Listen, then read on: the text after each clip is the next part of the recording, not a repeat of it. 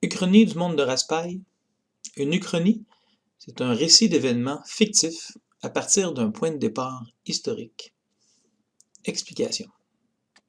Au commencement du monde, il y a une querelle de famille, comme c'est souvent le cas. 3 familles de dragons qui se battent depuis l'âge des grands reptiles.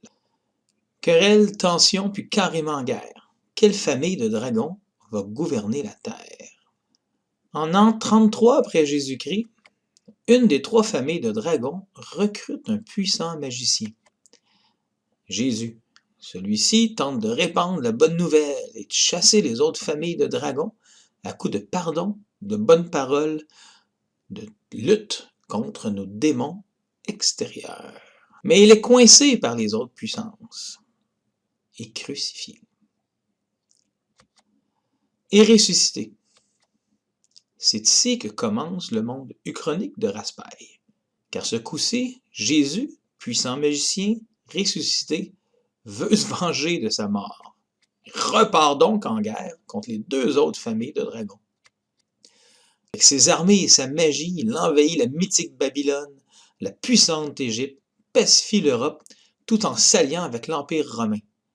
Il a repoussé le noir loin en bas, sous terre, et les dragons nature à l'est, dans des contrées barbares et, dit-on, peu civilisées. Ça en quoi on a tort.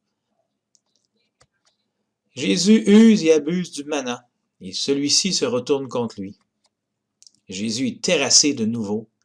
En 103 de notre ère, il meurt. Pour de bon. Les 3 familles de dragons se replient encore chacune dans leur forteresse exsangue parce que les combats ont été extrêmement difficiles. Ces forteresses sont l'Europe pour les dragons de l'air, aussi surnommés les dragons blancs de la puissance blanche. L'Asie pour les dragons nature, aussi surnommés les dragons asiatiques, de la puissance nature. Sous la terre, ce qu'on appelle aussi le monde de sous-terre, pour les dragons de terre, aussi surnommés les dragons noirs, de la puissance noire. La puissance blanche maîtrise la surface de l'Europe. Elle endigue la montée de la puissance noire en plaçant une forteresse sur le puits profond qui pourrait permettre à la puissance noire de remonter en surface. Cette forteresse, et donc le plus profond, est en Autriche. Plus précisément, dans la marche de Raspail. Plus précisément, directement sous le bourg de Raspail-la-Blanche.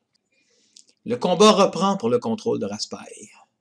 Les dragons de l'air ont envoyé des renforts à Raspail, sous la forme de races de l'air, comme les elfes, ou encore en invitant certaines races de sous-terre, habitant la couche de vie, à venir s'installer en surface, les nains, les gnomes, les menus hommes, les menus femmes, et même les étranges et un peu folles fées.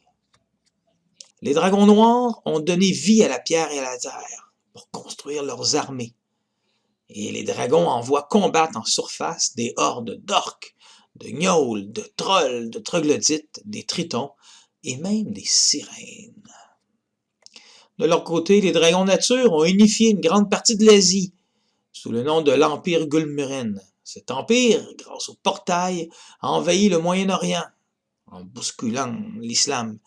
Une partie des îles de la Méditerranée conquit l'Italie du Nord. Il y a 20 ans, l'Empire a conquis Raspail, mais 2 ans plus tard, l'Empire s'est retiré à une centaine de kilomètres au sud. Nous voici donc au bourg de Raspail-la-Blanche en 1382. Il y a 3 puissances, la blanche en surface, la noire sous Raspail et la puissance nature à une centaine de kilomètres, un peu plus loin. La guerre pour le contrôle de Raspail-la-Blanche ne fait que commencer. Allez-vous en prendre part?